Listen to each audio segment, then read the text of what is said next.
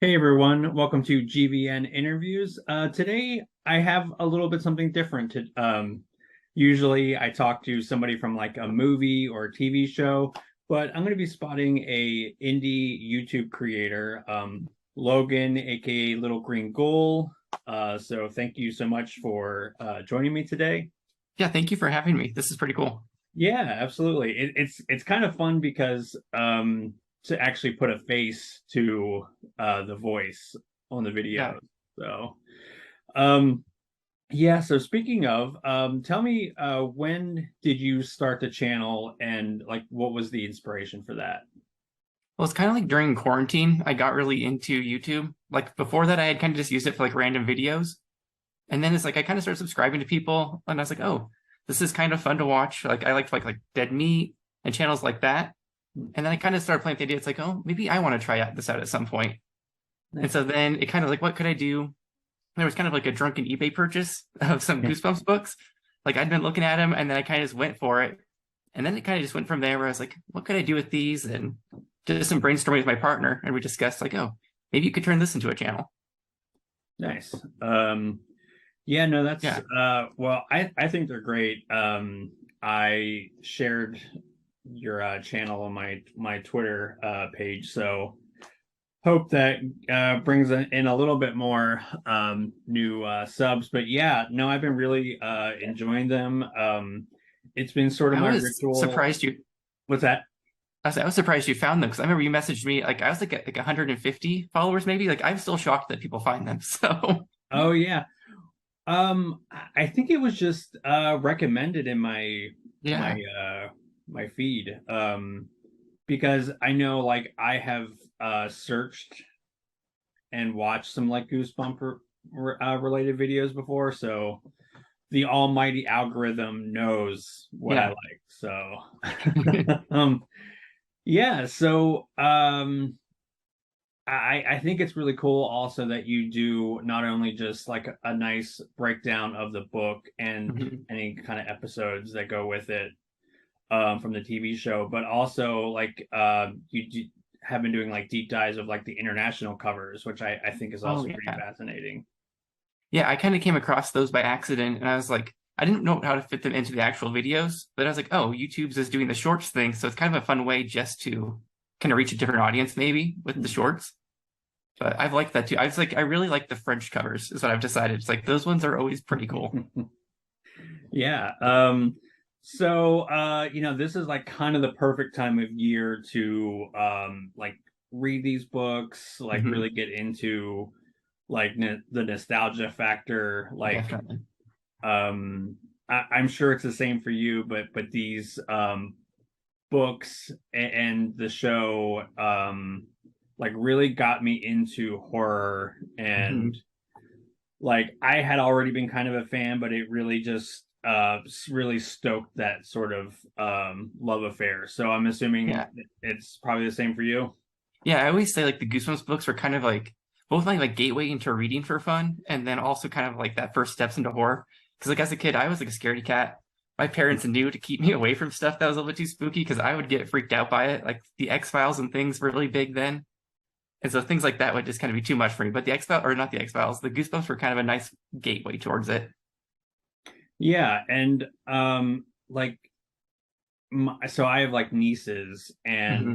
like they're starting to get to the age where they are like interested in stuff like that. So I'm like I'm always like the uncle that's trying to get them into stuff like that. But yeah, so what's been your favorite book so far as like your reading or sometimes reading some of these for the Yeah. first time?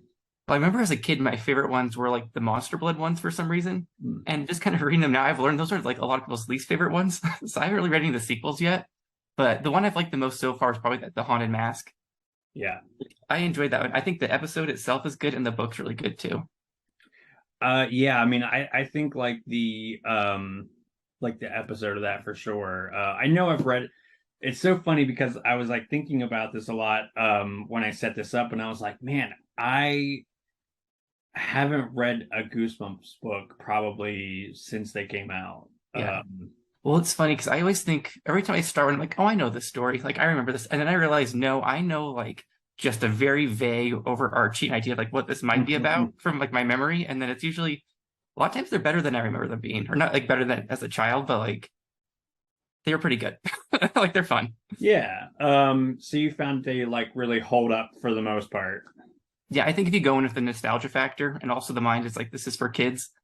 Like I'm not a big fan of like tearing into the book. Like I'll make jokes at it sometimes because some things are just kind of fun or like written funny, but I'm not going in super critical. I'm like, this is just for a good time.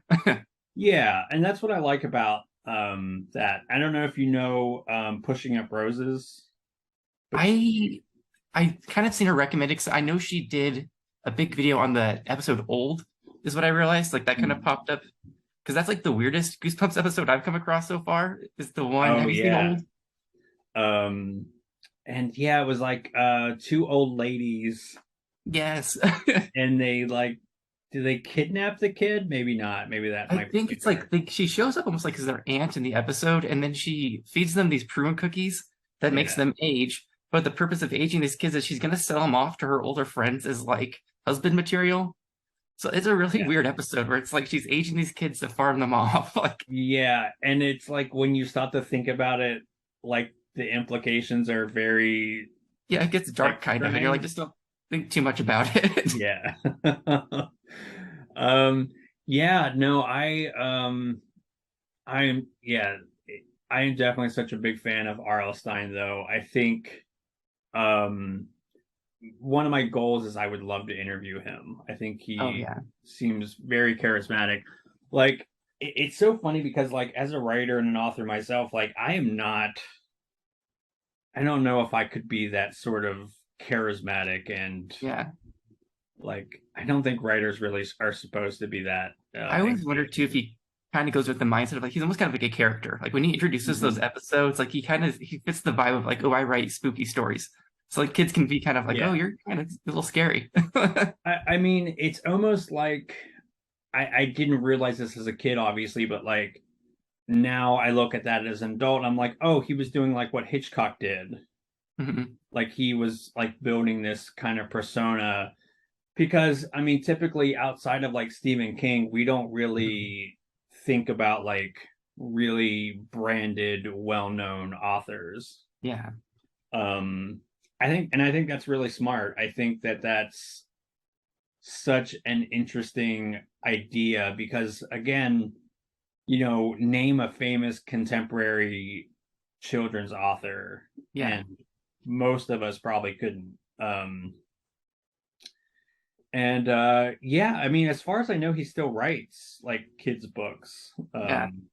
That's something I've kind of realized too. I didn't realize how much further Goosebumps went past like the original 62. Like I kind of remember the it was like the series 2000, but Mhm. that's when I kind of started to fade away from reading the Goosebumps because I was kind of like early teens and I kind of made that jump from Goosebumps to Stephen King, which was a Yeah. big leap. But like, No, the yeah, there's a really great anecdote, and I'm wildly paraphrasing, obviously, but like you know, R.L. Stein met Stephen King and was like, I was told that I was sort of the training bra for you for your books. Um, and I thought that was a really funny sort I of think that's kind of fun. Yeah. 'Cause I think it's yeah. pretty true. Like I remember I was reading those way too young. I was like, I didn't get half of what I was actually reading, like for Stephen King. But so I revisited those too recently, and I was like, oh, there's some stuff in here Yeah. that maybe a 12-year-old shouldn't be reading.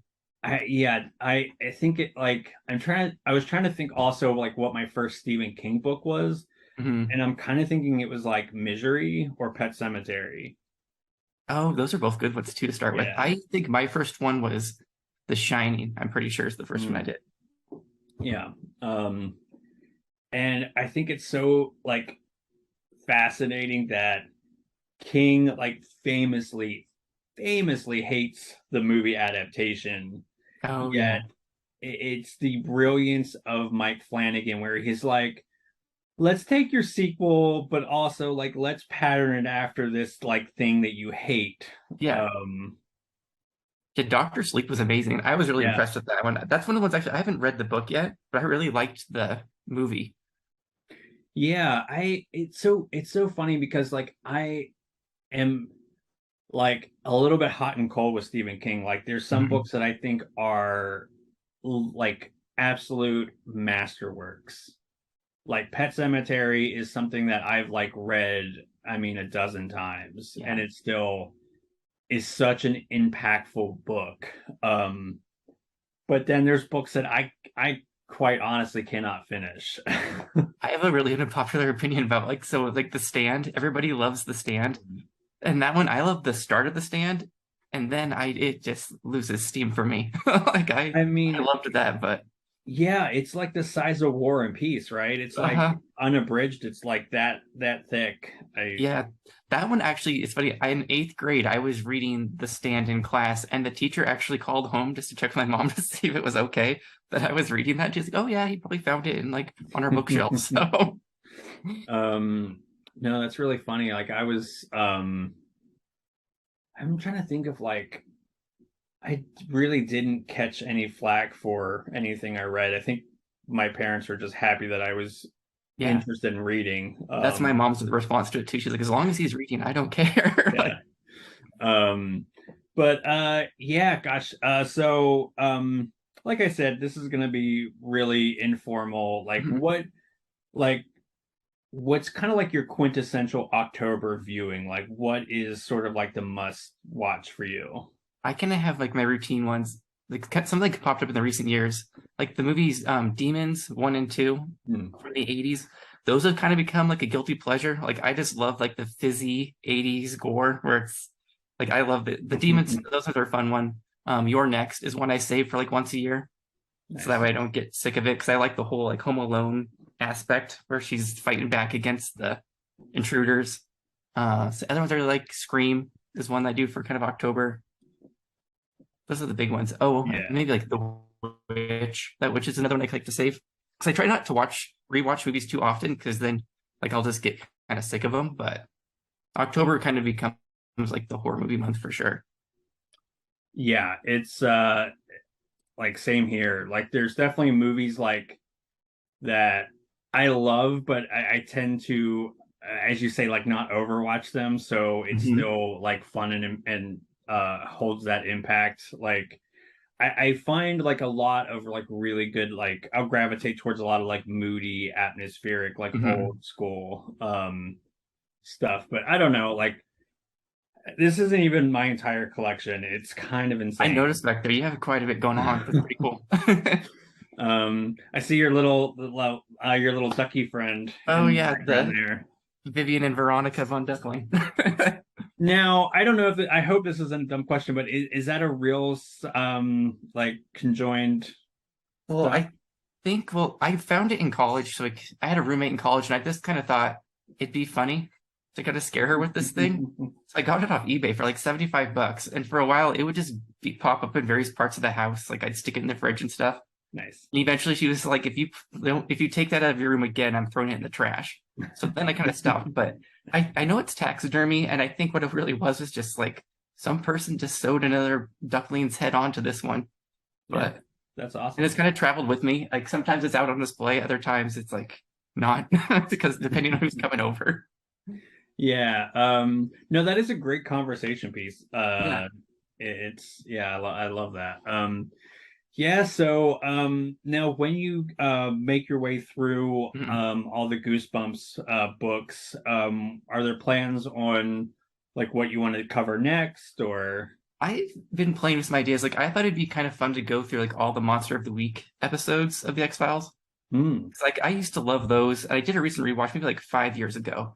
Like the overarching story, it just still doesn't really interest me. Like the whole conspiracy, government, all that kind of stuff. But I think it'd be really fun just to kind of each season pick out their monster episodes and talk about them. And then Yeah. another one that I thought would be kind of fun too. This one's almost like too big though. Or it's like to go through Stephen King's collection.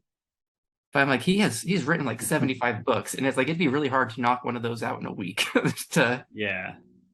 I mean, I think that's the good thing about the Goosebumps books is yeah. they are very conducive to like what they're about 100-ish pages, maybe Yeah, they're 200. usually about 120, and I could a lot of times I'll read and like write the script for the little episode in the span of like 2 to 3 hours.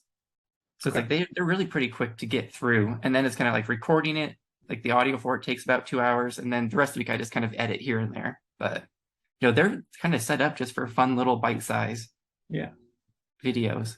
Yeah, like I said, they've been sort of my like unwind routine Uh-huh. where if I don't have like a movie to watch or something, I will like put on some YouTube videos to just like Yeah. chill out. So that's kind of been my like right before bed viewing And habits. that's kind of what I've always been drawn to too with like the channels I follow. Like I like kind of the long form content where they just break something down and it's not super like it's a little bit in depth, but like not super serious. Like I just like something that's in Yeah. the background that you can kind of just tune in and out of. Yeah, I think like you would definitely love like pushing up roses. Like I'll that's have to exactly um she does a lot of like Murder She Wrote episodes uh, also. oh, that's fun. Yeah. And she's hilarious. Like Yeah. there is like I'll have to see if I can find like she did like a super cut of like her best jokes from Murder She Wrote, and Yeah. it's amazing. It's kind of funny. The other thing too that I'm drawn to some stuff that's really not like horror based. Or I think it'd be really fun to do like an episode where you break down. Like I thought it'd be like so the Desperate Housewives. I watched this summer, and I love camp, like campy, like cheesy stuff. Yeah. And I think it'd be really fun just to summarize each character's storylines throughout the entire series. Because my partner would come in and he'd be like, "What are you? You're still watching this?" I'm like, "Yeah." He's like, "Well, what's happening now?" And I'd summarize like 8 different things that have happened to this person over the span of like 2 hours that are just ridiculous. So I thought that'd be kind of fun too. And the other one I kind Yeah. of talked about too was like there's this crazy soap opera Passions that used to Yes. air. And if I could get a Mhm. hold of Passions, that'd be really fun too, just to break down like a month's worth of episodes. That would be amazing. I remember, gosh, there was like a nurse monkey. Yes, there's a Um, nurse monkey. They have like they have a baby eventually that has magic powers and it has thought bubbles that pops up so you can tell what it's thinking. Like there's nice. this they get hit by a tsunami and like the whole town gets flooded. There's all this sort of crazy things. Like every time I'd watch it, I was like, this is on at 2 in the afternoon and it's just completely ridiculous.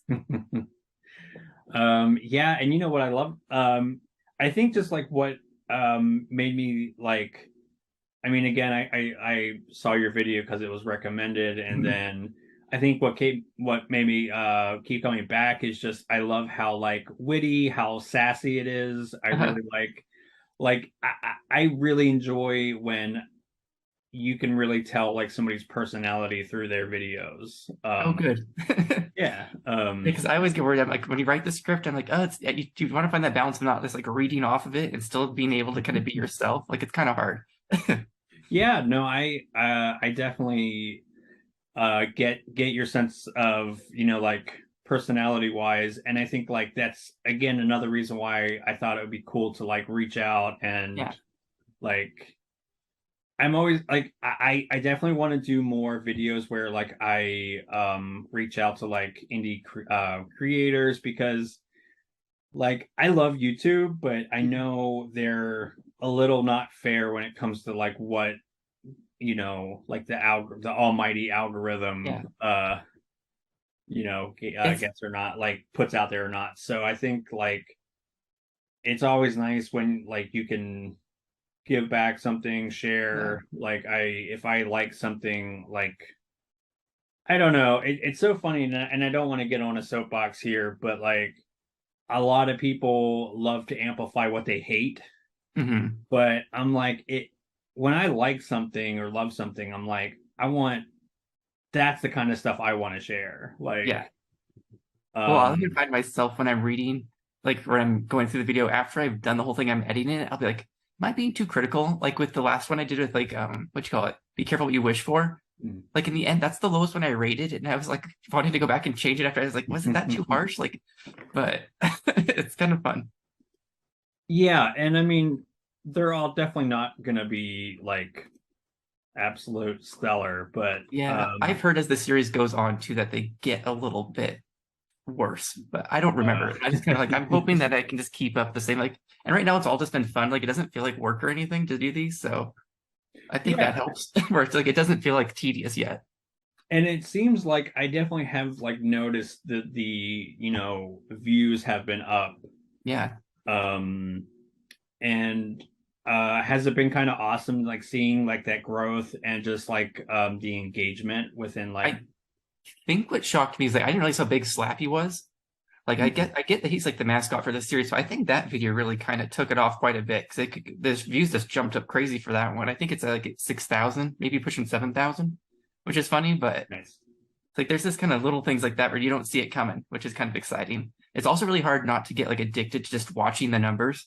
So maybe I kind of make sure I want to like check it maybe like once a day or so, but it's like it's really hard not just to refresh. And I'm also kind of Yeah. surprised too how much I enjoy the comments because I've never really read through YouTube comments on videos because I think I watch bigger channels and sometimes they're just not friendly. But so far, I've had really nice comments on the videos and people ask questions, and I've enjoyed the whole comment aspect more than I thought I would. Yeah, and it's nice because I know there are definitely bigger creators that like kind of go out of their way to like not look at the comments or not Yeah, engage. And part of that I totally get. Like part of me is like, yeah, because I mean there is of course a toxic side to the internet, yeah, but I think that there's also like a really cool community. I know I was saying about Twitter just because like I've gotten to know like I think for as bad as a reputation as like Mhm. horror fans get, I think there definitely is. I mean, there is a toxic side to any fandom, I think, Yeah, but there is a really nice community that is like fun to interact with, hang out with. yeah, Like I've definitely gotten to know like some really cool fans, creators, just people that are really just passionate about like horror, Mhm. movies, books, all that kind of stuff. Um, It's been kind of fun too with part of making these videos is I just didn't realize how much, not that I know about, like how many references I can make to different horror movies. Like I was like, I actually know some obscure things going on that I can throw into these for the video clips. Because a big part of like why I did that is like I didn't want to sit on camera and talk the whole time. Like I found that super uncomfortable. So I was like, what could I fill the space with? And I was like, oh, I'll just like choose video clips from horror movies that are vaguely related, sometimes really vaguely, but like that's kind of been another fun thing is just kind of exploring different movies too that I can throw into what's kind of related to this Goosebumps book. nice. Yeah, I do really like that aspect. And just speaking of like horror movies, how amazing of a month has this been for like new horror releases? Yeah, there's been a ton that's come out. Even like before October, I felt like it just seems like I can almost look forward to something every weekend that's new to check out. Like whether it was like I think like the Prey movie that came out a couple weeks ago. That one caught me by surprise. Like I did not expect to enjoy that so much because I've never really been into the Predator movies, but I loved that one. And then this weekend I watched the new Hellraiser, Yeah. which was another kind of good one. Um, have you seen Hocus Pocus 2 yet? No, I'm kind of saving that for when it gets closer to Halloween. Like I want to watch Hocus Pocus and then that Yeah. one. I was in a restaurant the other day and they were playing Hocus Pocus in the background. I was like, I need to space the other direction so I don't watch this because I'm not ready yet. Yeah, no, I love that. Like it's funny because like I love the Halloween movies, but I Mhm. will only watch like the OG one and like on Halloween day. Otherwise Yeah, it just feels wrong. yeah. No, it's fun to make Um up like your own little traditions. Like I had to like a lot of the same things. Like You're Next, I'm like, I have to watch that one like the week of Halloween. Like that has to be yeah. one that I save. Um like I how I do it is like I will do like because there's so many different timelines with Halloween. Hmm. So I really like my favorite is I'll do Halloween 1, 2 since they're all kind of the same Hmm. movie. And then H2O will kind of, you know, tie in that trilogy and then I'll end the night with Trick or Treat, which is another one I will only watch on Halloween. Trick or Treat's one that's still kind of new to me. Like I think I watched that one for the first time last year, and I'd heard a lot about it, and I liked that one a lot. So I probably have to work that one in at some point this month too. Nice. What's funny you say that Um, I kind of follow the same path for the Halloween movies. Like I like to do the first two, and then I love H2O. I don't know if because it came out at the right time when I was at that age, but I really like H2O.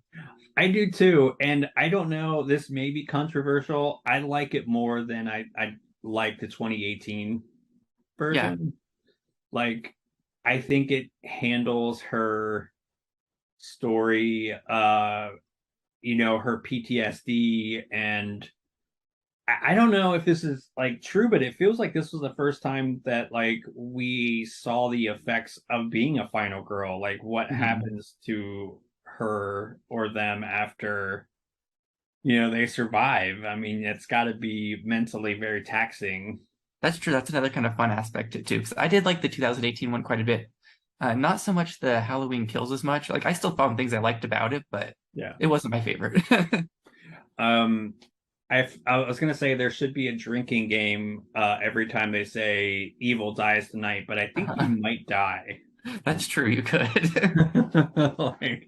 like not advisable, by the way. Don't do that. Yeah. But yeah, yeah, gosh, besides just like doing like scary movies, do you have any like other like seasonal traditions that you like to do every year?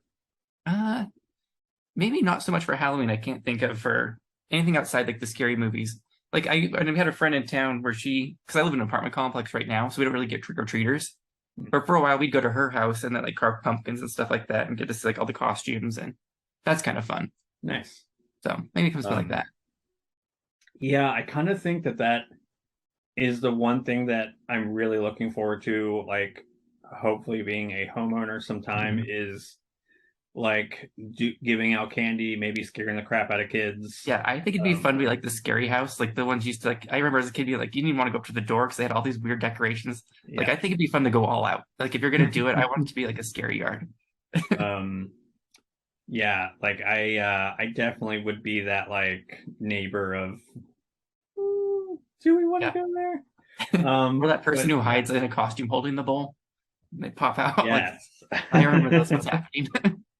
See, you need balance. Here's the thing. I would scare the crap out of you, but I would have like full size Oh yeah, candy bar. So it would be worth the there's a the payoff at the end scare. for the terror. Yeah. So yeah, I would say like I try like now that like I'm like boosted, triple boosted, Hmm. quadruple boosted now at this point, feels like um my husband and I can kind of dig out and do things a little bit more. Like October we usually try to like see like a classic movie on the big screen. Hmm. Like go to like a haunted attraction or something. Yeah. And I guess that's about it. But I was like just we talking to I was with my sister this weekend, and she went to, it's like they call it scary. What is it, like a haunted theme park that they do during like October. I was thinking stuff like that. That sounds really fun to do. I haven't really done that since probably high school with like the scary like corn mazes where they pop out with the chainsaws and all that.